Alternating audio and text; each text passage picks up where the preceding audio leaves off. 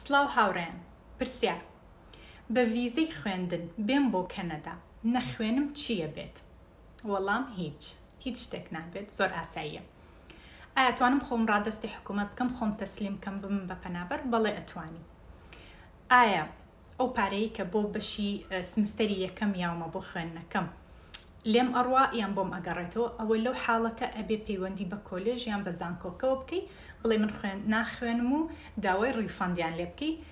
یاستای هەر کۆلێژ هەر زانکۆیەک جیاوازە، چەند بڕەپارە ئەدەنەوە یاخود نادەنەوە. ئەنجا پرسیارێکی تر، ئەی باشە من چی بکەم؟ یعنی ئەگەر تۆ نەخوێنی ئەتەوێت چی بکەیت؟ کە خۆت تەسلیمی حکوومەتەکەیت، تۆ تاوە کەیسێک بۆ خۆت دائەنیت و چاوەڕێی مەحکەمە ئەەکەیت.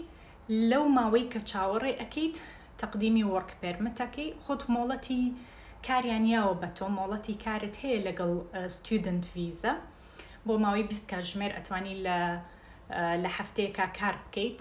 بەڵام ئەو کاتە لەوانەیە هەندێک شت گۆڕانکاری بەسەردا بێت کە تۆ لەبەرەوەی تۆ خۆت تەسلیم کردو و ناچی بخوێنیت.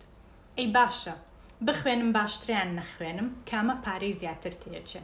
بە دڵنیاییەوە بخوێنی پارەی زیاترت لێ ئەڕوا لەوەی کە نەخوێنی و خۆت تەسلیم کەی، چکە کە خۆت تەسلیم کرد ئیتر ئەچیتە سەر سۆشیال، پارە لە حکوومەت وەرەگری، حکوومەت ماگانە بڕەپارەیەک تایاتێ.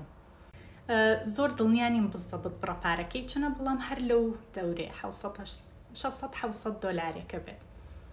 ئەی باشە ئەگەر بخوێنم باشتریان نەخوێنم، بە دڵنیاییەوە بخوێنی. ڕاستە 3 دەفتەر 2 دەفتەر 3 دەفتەرت ئەڕوا بۆ خوێندنەکەت بۆ ئەو بەشەی هەڵت بژاردووە، بەڵام دڵنیاتان ئەەکەمەوە بخوێنن باشترە لەوەی خۆتان تەسلیمکەن، لەبەرەوەی هەم شەهادەی کەنەدا بەدەستەهێنیت و هەروەها دوای ئەوە ئەتوانی بە پارتایم لەگەڵ خوێندنەکەت ئیش بکەیت، بەشێک لە مەسروفاتی ژیانی خۆت دابین بکەیت و دوای ئەوەش تەخەڕوجەکەیت و ئەتوانی سەرفەری کوردستان بکەیت، بیت و بڕۆیت و کەس پرسیارت لێ ناکات.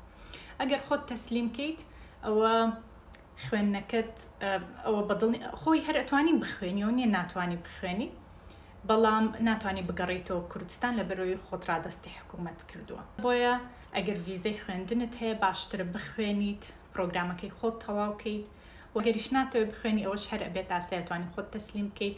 کەنەدا دیپۆرتی نییە بۆ خەڵکی وڵاتی عێراق. کاتێکی خۆش.